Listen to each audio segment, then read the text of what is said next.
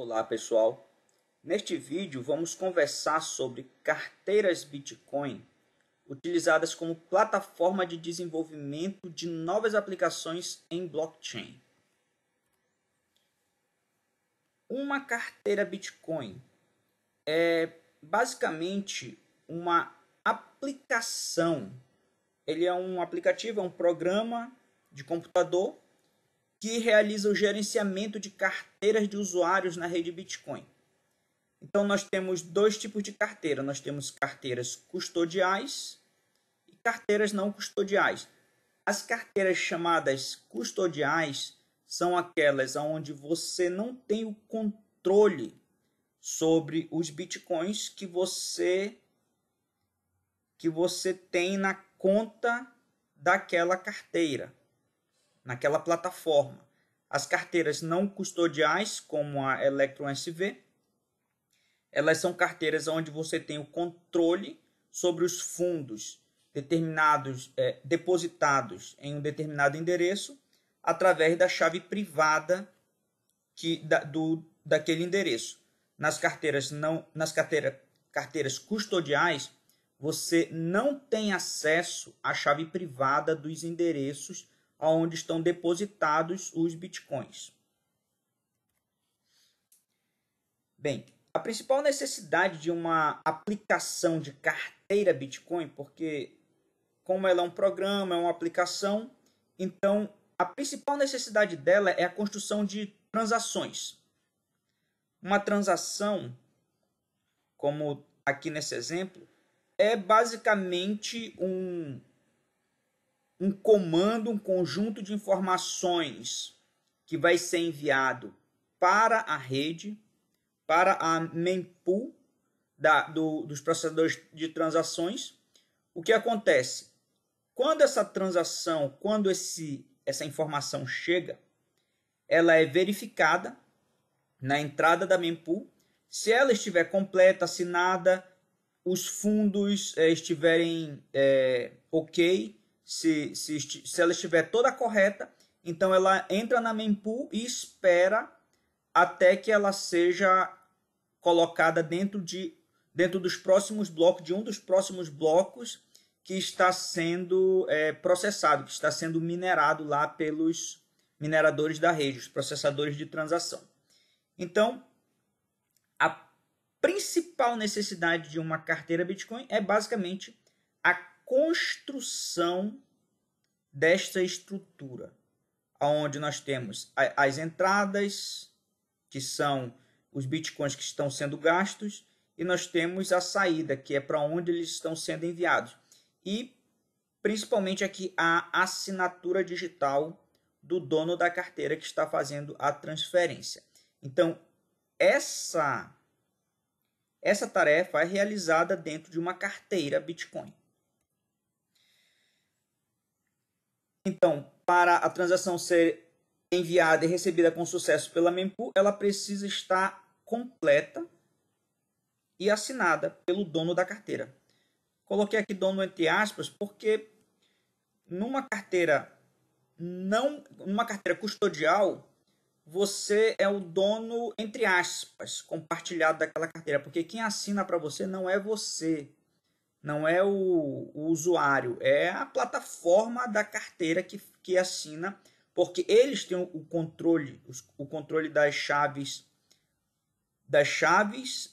privadas que dão acesso às carteiras. Então, em caso de carteiras custodiais, uma transação pode ser entendida como um cheque assinado que é verificado pelos processadores de transações para ser descontado. Então, é um cheque onde o dono assina com a chave privada e ele está dizendo que está transferindo X bitcoins para o fulano de tal. Então, é basicamente um cheque que é verificado pelos processadores de transações. Uma transação também ela pode ser entendida como a menor célula que compõe um bloco de uma blockchain. Por quê? Porque toda transação que chega na mempool, se ela não for estornada, ou seja, se a taxa for muito pequena ou tiver algum problema inicial, mas geralmente um problema de taxa de mineração ser muito baixa, abaixo daquilo que os mineradores aceitam, então ela pode ser estornada. Se ela não for, isso aí depois de umas 24 horas que ela chegou na mempool, mas se ela não for estornada, pelo menos dentro de uma média de 10 minutos, ela é acrescentada em um bloco. E aí ela passa a ser registrada, ela fica registrada lá naquele bloco para sempre, lá dentro da blockchain. Então, ela é a menor célula que compõe um bloco da blockchain da rede Bitcoin. Bem, somente o dono da chave privada de uma carteira Bitcoin pode assinar uma transação que usa os satoshis das UTXOs pertencentes àquele endereço. As UTXOs é Unspent Transaction Output. Então são as saídas, ou seja, os bitcoins que estão, os satoshis que são pertencentes àquela carteira, que ainda não foram gastos. Então você só pode gastar o que ainda não foi gasto. E somente quem possui a chave privada, o dono, entre aspas, pode assinar a transação para usar os satoshis daquele endereço. Carteiras custodiais versus não custodiais. Vamos ver aqui algumas diferenças entre elas. Então, precisa criar uma conta em uma plataforma exclusiva. Uma carteira custodial, isso é necessário, não tem como usar uma carteira custodial sem criar essa conta. Então você vai ter que mandar seus dados e um monte de coisa. Você vai ter que dar um monte de informação em carteiras custodiais. Não custodiais, não precisa. Você acessa com a chave privada e acabou-se. Acesso à chave privada dos endereços Bitcoins. Em carteiras custodiais você não tem acesso. Em carteiras não custodiais você só usa se tiver acesso às chaves privadas. Então, carteiras custodiais não lhe dão acesso às chaves. Carteiras custodiais não dão acesso à chave. Carteiras custodiais você precisa do acesso à chave. Controle compartilhado de fundo. Ou seja, o que é esse controle compartilhado? Você vai dizer a hora que esse fundo vai ser gasto, mas quem vai executar a operação para você é a plataforma. Então você tem um controle compartilhado aqui de fundos, que pode ser perigoso. Nas carteiras custodiais você não tem esse problema. Você não custodiais. Você determina a hora de gastar, você tem acesso, você tem a chave nas suas mãos. Dependência de funcionamento de um servidor específico. As carteiras custodiais você depende. Se o servidor estiver fora, você não consegue mover seus fundos, mesmo que eles estejam lá guardados. Em uma carteira não custodial, basta você ter acesso à internet e conseguir enviar para a mempool. Você não depende de um servidor específico estar ativado. Perda de fundos se o servidor da plataforma sair do ar permanentemente. Em carteiras custodiais você perde seus fundos, porque você não vai mais ter como acessar a sua carteira. Então já eram seus fundos em carteiras custodiais. Em carteiras não custodiais, não, porque você tem acesso à chave privada, você não tem um servidor que dá acesso à carteira e você pode usar qualquer outra carteira para acessar com aquela chave. Qualquer outra carteira não custodiada para acessar a sua carteira com a mesma chave. Aqui, a transação é assinada pelo usuário da carteira. Em carteiras custodiais, não. Quem assina é a plataforma. Em carteiras não custodiais, sim. O usuário assina a transação. Carteiras não custodiais basicamente não permitem transações IP to IP e nem peer-to-peer. O que acontece é você faz uma comunicação com a plataforma e a plataforma comunica ou com outra plataforma ou com a pessoa com quem você está comunicando, fazendo a transferência de uma transação. Você dá informação, mas na verdade o seu fundo acaba nem saindo da plataforma se o outro usuário estiver na mesma plataforma ou em outra plataforma custodial. Já em carteiras não custodiais, você consegue fazer transferências, se a carteira estiver preparada para isso, é claro. Peer-to-peer, IP-to-IP, você consegue. Peer-to-peer, se a carteira estiver preparada para fazer uma transação offline, ou seja, você vai transferir a transação do vendedor para o comprador e o comprador envia para a mempool. Não é você que precisa enviar para a mempool. Isso seria uma transação peer-to-peer. E esse tipo de transação é necessária, como dito aqui no artigo do Roger Taylor, se a sua nova forma de pagamento, como é o Bitcoin, que é uma forma de emular dinheiro vivo, né? Ela só realmente é similar ao uso de dinheiro se ela funciona de forma offline. Então aqui você deixa o cheque com o Bob e ele desconta assim que ele tiver acesso à internet. É claro que como o comprador ele tem a maior urgência em receber os fundos, nesse tipo de transação, ele é o que vai ser mais interessado em correr atrás de uma rede para ter aonde descontar o cheque ou a transação que foi recebida pela venda que ele realizou. Então isso seria uma transação peer-to-peer, que só é possível em carteiras não custodiais. Aqui, dentro do ecossistema Bitcoin, nós temos as quatro carteiras famosas aqui que são usadas para várias aplicações. Money Button, Handcash, que está sendo a mais utilizada atualmente, até onde eu sei. Temos a RelayX. Isso aqui eu estou falando de agosto de 2022. Então, se você está vendo esse vídeo em uma outra época, eu não sei qual será. Mas, atualmente, agosto de 2022, Handcash com certeza. RelayX e Volt Wallet. Todas essas carteiras elas são utilizadas para o desenvolvimento de novas aplicações. Elas são carteiras onde você pode fazer transferência de bitcoins, mas elas também são usadas para a criação de novas aplicações. Então você vê aqui várias aplicações aqui nessa tela aqui do Handcash, várias aplicações aqui na tela do RelayX e várias aplicações aqui na tela do Volt Wallet. Acaba que, como elas são carteiras custodiais, acaba sendo que a aplicação ela acaba se tornando parte da carteira. Ou seja, a aplicação ela pode existir em várias carteiras diferentes, dependendo do sistema, de como ela é desenvolvida. Ela pode ser feita para Handcash, pode ser feita para Money Button, a mesma aplicação, mas ela vai ter que ser aberta e ser utilizada em aplicações diferentes.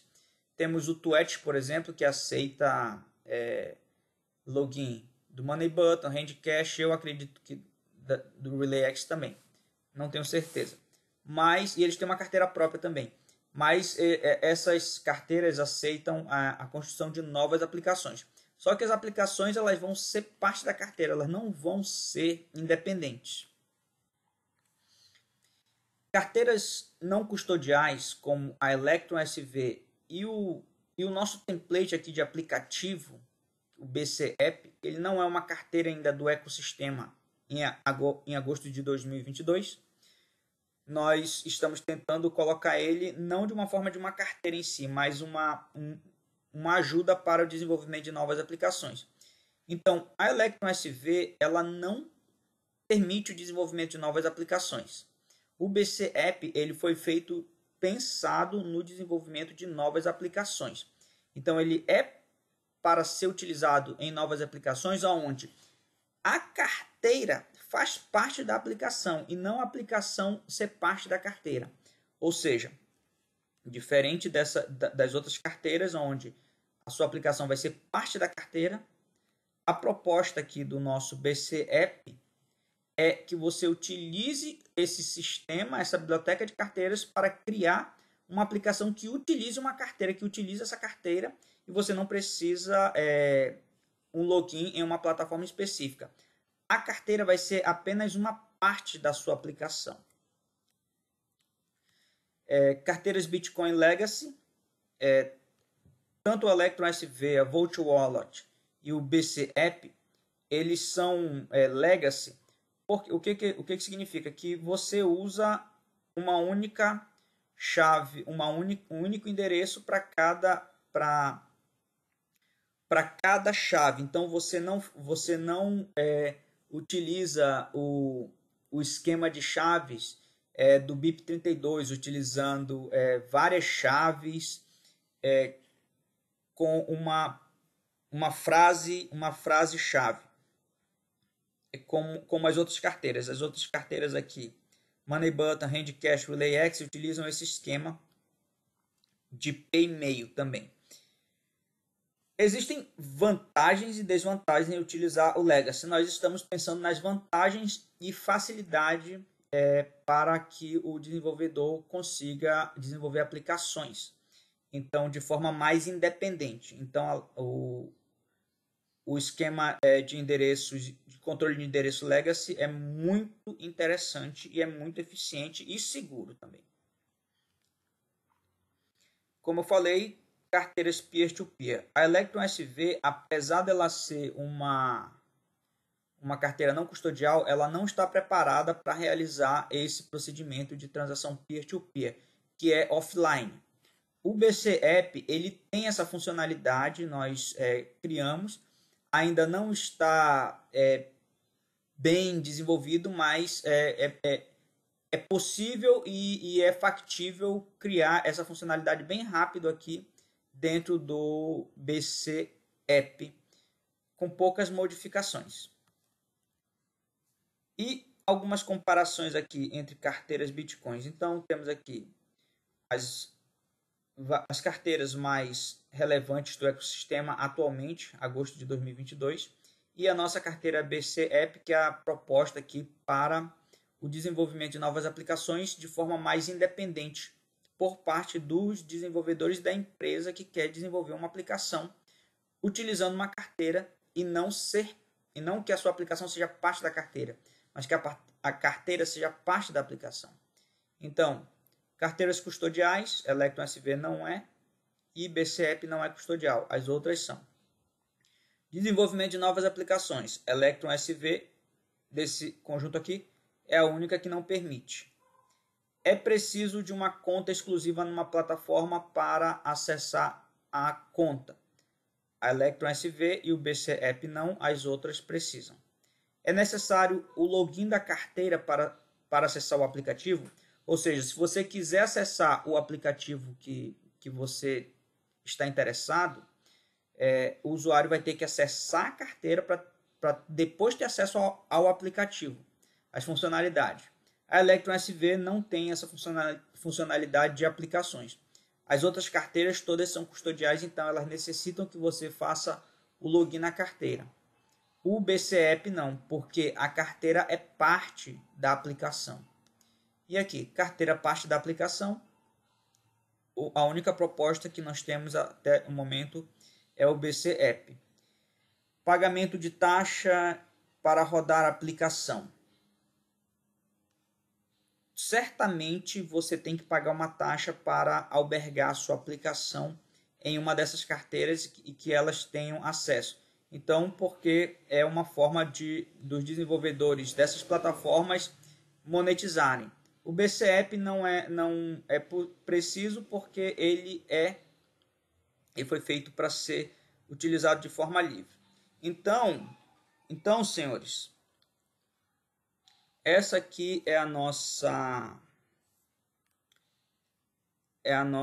explanação aqui sobre algumas diferenças existentes entre carteiras Bitcoins usada para o desenvolvimento de aplicações. Então fiquem à vontade para comentar aí e nos próximos vídeos eu trarei mais detalhes acerca principalmente aqui de como construir aplicações usando o nosso BC App, o nosso template de aplicações para blockchain. Template para desenvolvimento de aplicações em blockchain. Então, fiquem com Deus e até a próxima.